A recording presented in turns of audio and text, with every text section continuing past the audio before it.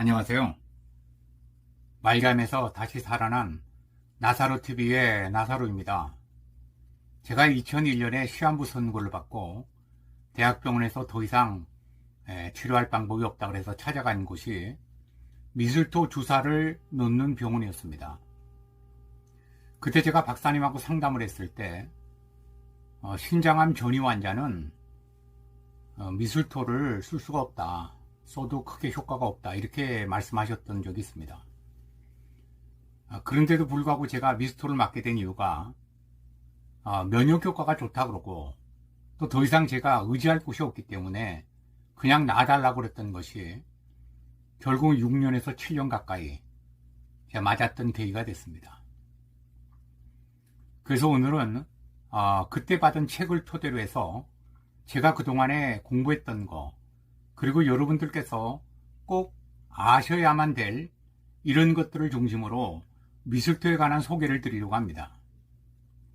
우선 그때 받았던 책을 소개해 드리겠습니다. 이 책입니다.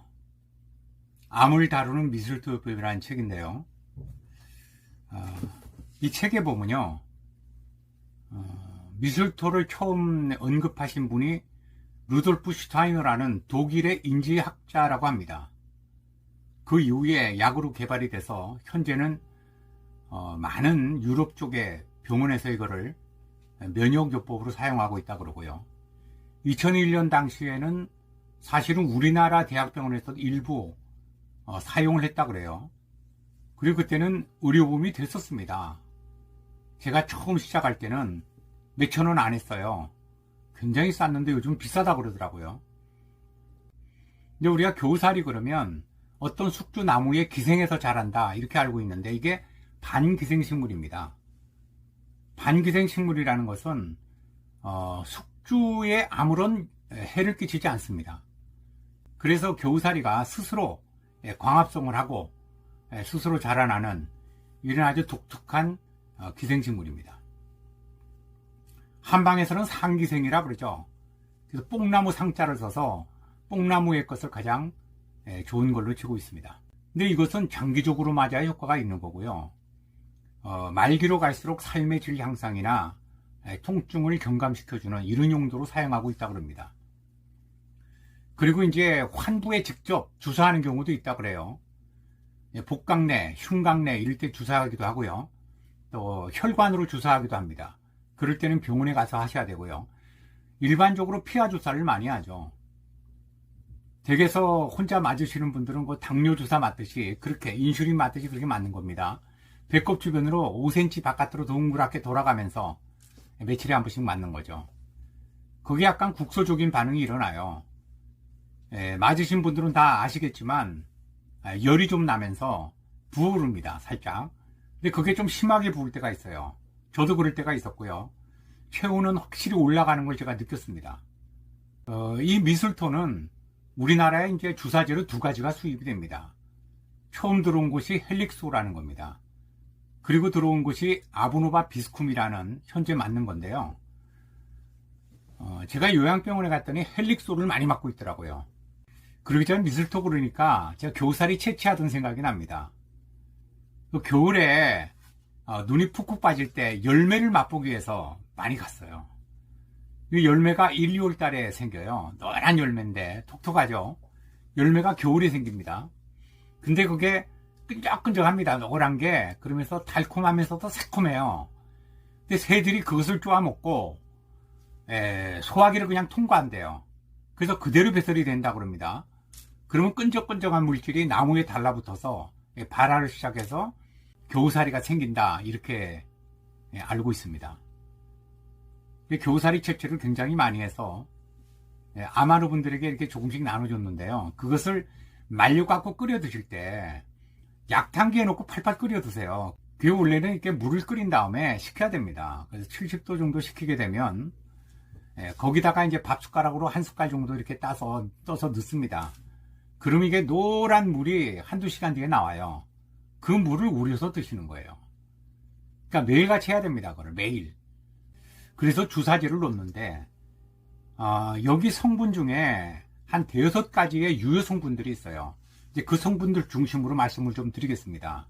제일 첫 번째가 미술토 렉틴이라는 게 들어있습니다. 이 렉틴 성분이거든요. 렉틴이라는 것은 당 단백질 형태입니다. 그러니까 당과 단백질이 붙어 있는 거예요, 간단하게 말해서. 근데 이것이 어떻게 되어 있냐면 사슬 형태로 묶여 있습니다. 사슬이라 그러면 진주 목걸이 이렇게 생각하시면 아주 쉽습니다. 진주 목걸이가 동글동글하게 붙어 있잖아요. 그런 형태로 되어 있습니다. 얘네들이 인지하는 역할을 하는 거예요. 인지. 그래서 렉틴이 중요한 거죠. 그래서 렉틴이라는 것은요, 자연계는 다 있습니다. 식물의 렉틴도 있고요, 동물도 렉틴이 있고요, 미생물도 있습니다. 심지어 세균, 박테리아 다 있습니다. 왜 그러냐 하면요, 바이러스 같은 경우는 세포 속으로 들어가야 얘네들이 살 거 아니에요.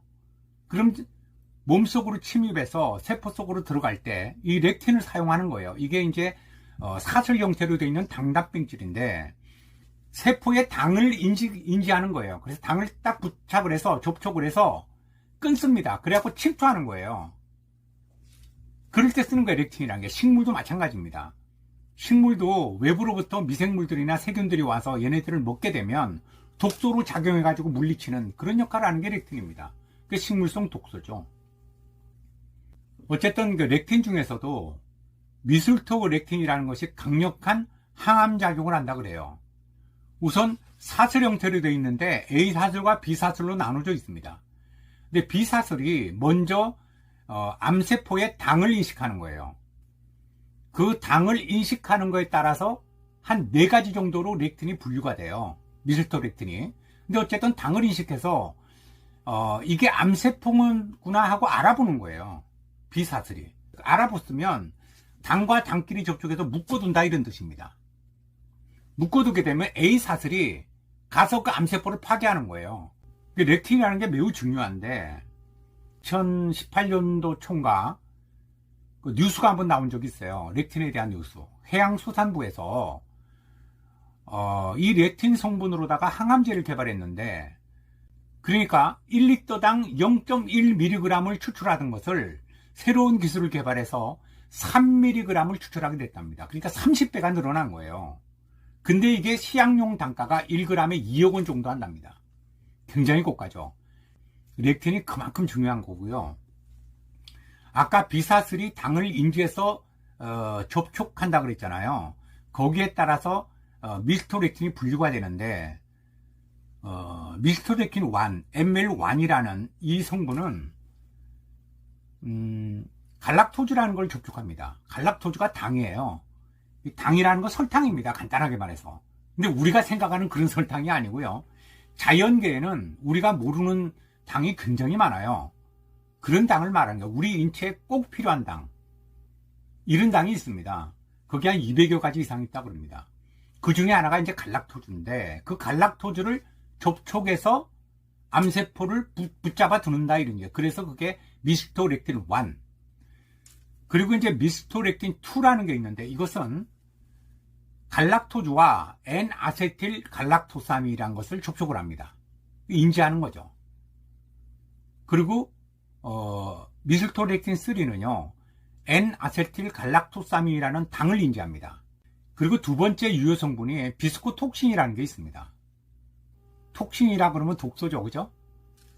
그러니까 이게 코브라의 뱀독과 아주 유사하답니다. 암세포를 파괴시키는 역할을 한다고 그래요, 얘가요. 이거는 어린 잎, 어린 가지, 열매, 꽃 이런 데 있다 그래요. 뿌리 부분엔 별로 없다 그럽니다. 그리고 6월달, 7월달이 되면 이게 많이 이렇게 함량이 늘어난다 그럽니다. 그래서 비스코톡신은요, 독성 펩티드로서 4가지의 성분을 구성하고 있습니다. 그 3가지 성분은요, 글루코즈와 아라비노즈라는 당을 포함하고 있습니다.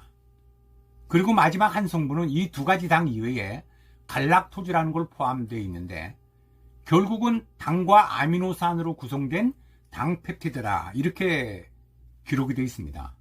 그리고 세 번째가 이제 쿠탄 펩티드라는 게 있습니다.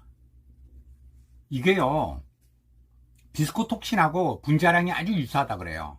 그리고 면역 조절 작용을 하는데요, 동물 실험에서 항종양 효과가 입증이 됐다. 이렇게 기록이 되어 있습니다. 그리고 소포라는 것이 있습니다. 베지컬. 엽록체 막에서 분리된 막성분으로 형성된 소포라 그래요. 이거 역시 헬퍼 T 임파고 세포 증식에 강력하게 작용한다. 이렇게 되어 있습니다. 그리고 이제 5번째가 알칼로이드 성분이 있는데요. 알칼로이드 성분은 이제 식물성 염기인데 요게 신경계통에 작용을 합니다. 그리고 자연계에 많이 존재해요. 우리가 보통 알고 있는 그 몰핀이라는 것도 통증을 잡아주잖아요. 진통효과. 이것도 알칼로이드 성분이고요. 커피에 들어가 있는 카페인 이것도 마찬가지고요. 그래서 이 알칼로이드 성분이 진통효과도 갖고 있지만 종양세포의 세포의 독성을 발휘하는 이런 효과도 있다고 그래요. 그리고 마지막으로 다당류라는 게 있습니다. 폴리사카라이드죠. 다당류. 당이 여러 개가 뭉쳐 있는 거죠. 얘네들은 NK세포를 활성화시킨다 그럽니다. 내추럴 킬러 세포. 근데 그 NK세포와 종양세포 사이에 다리를 놓는 역할을 한다 그래요. 그리고 인터리킨2와 상승작용을 해서